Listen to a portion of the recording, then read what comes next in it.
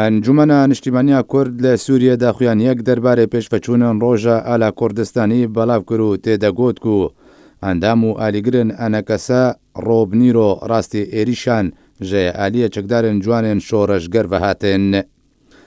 ئەنجومەنە نیشتیمانیا کورد لە سووریە داخویانیا خۆ دەگوت و لە ڕێکەفتە حەڤدەهێ مەهێ کو ڕۆژە ئالا کوردستانی بوو گەلێ کورد لە باژار و باژارۆکن ڕۆژئاوای کوردستانê li ser vexwendineka Encumena Niştimaniya Kurd li Sûriyê Roja Ala Kurdistaniya pîroz vejandin. Herwiha enekese got dibin siya Ala Kurdistanê û ji bo bilindragirtina wê gelê Kurd bi hezaran şehîd dane, dastanên azayetiyê tomar kirine û gelê Kurdistanê şanaziyê bi Ala Kurdistanê dike.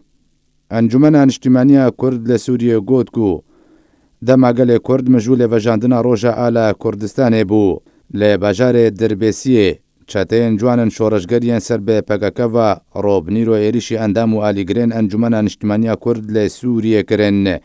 Kiryarên terorîstî derheqê xelkê sivîl de encam dan. Enekese dibêje di encama êrişa çeteyên ciwanin şoreşger de jmareyek xelkê sivîl birîndar bûn.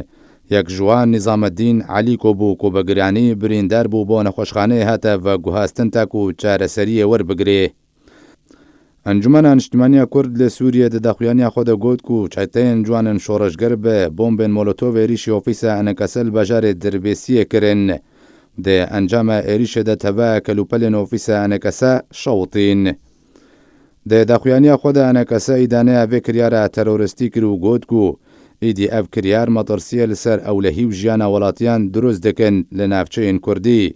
Enekese tekez jî kir ku ev kiryar tûbandorekê li rijdbûna enekese di berevanîkirinê de di berdoza Kurdî de nake. Daxwaz ji Amerîka û serkirdeyetiya qesede û hevpeymaniya navdewletî kir ku van kiryarên hovane dermafê welatiyan de rawestînin û encamderan siza bidin.